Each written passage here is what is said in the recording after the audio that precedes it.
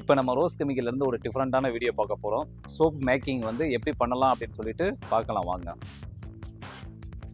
இப்போ நம்ம இதுக்கு தேவையான பொருள் சொல்லி சோப் பேஸ் வந்து எடுத்து வச்சுருக்கோம். இது வந்து நல்ல பியூர் பிராண்டடாக உள்ளது. அது இதுக்கு தேவையான பர்ஃப்யூம் எடுத்திருக்கோம். இது வந்து இதுவும் நல்ல ஹை குவாலிட்டியானது.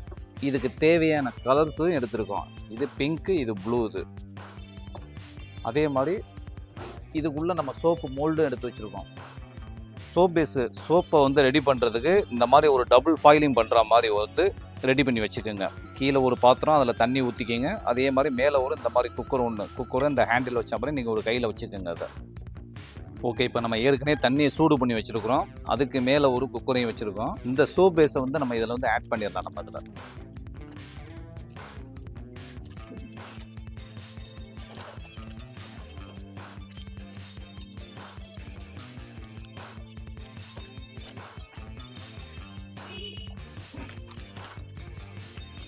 இப்போ தண்ணி நல்லா கொதிச்சு வருது.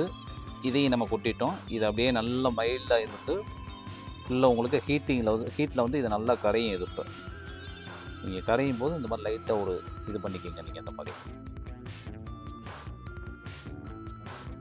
இப்போ இது லிக்விடாக மாறிக்கிட்டு இருக்குது. இதை மாறிக்கிறதுக்கு இந்த பர்ஃப்யூம் வந்து நம்ம ஆட் பண்ணலாம். அதில் இது வந்து நீங்கள் லைட்டாக கொடுத்தாலே போதும்.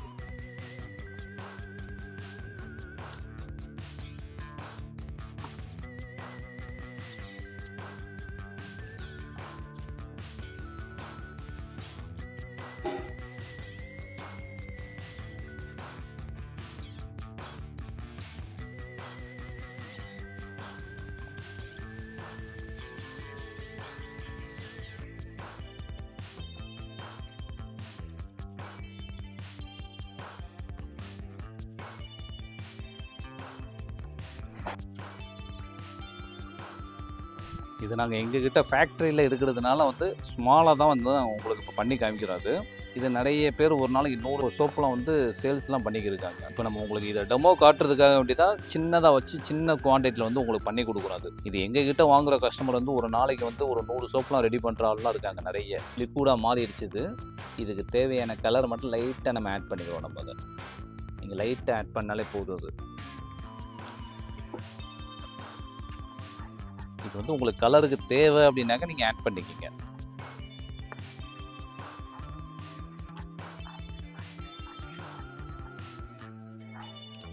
ஓகே, இப்போ இது எல்லாமே நம்ம கலரையும் ஆட் பண்ணியாச்சு. இது நல்லா கரைஞ்சிச்சு, லிக்விடாக மாறிடுச்சு. இது இப்போ இதை வந்து நம்ம இப்போ டையில் ஊற்றி எடுத்துடலாம். இப்போ இந்த டையில் பார்த்தீங்கன்னாக்கா ஆயில் எல்லாமே போட்டு வச்சிட்டோம். இது சும்மா கோகோனட் ஆயில் தான் போட்டிருக்கோம் நம்ம. அது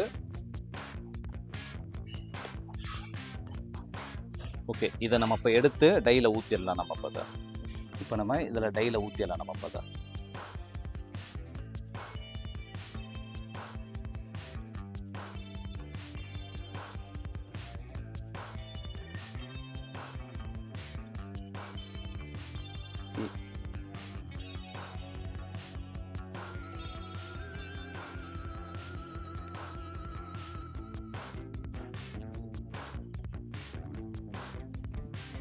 இது நம்ம இப்போ ரெடி பண்ண சோப்பு தான். அது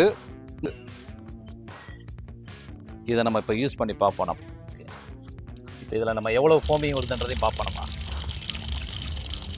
கையில் பட்டாலே சூப்பராக இருக்குது. இது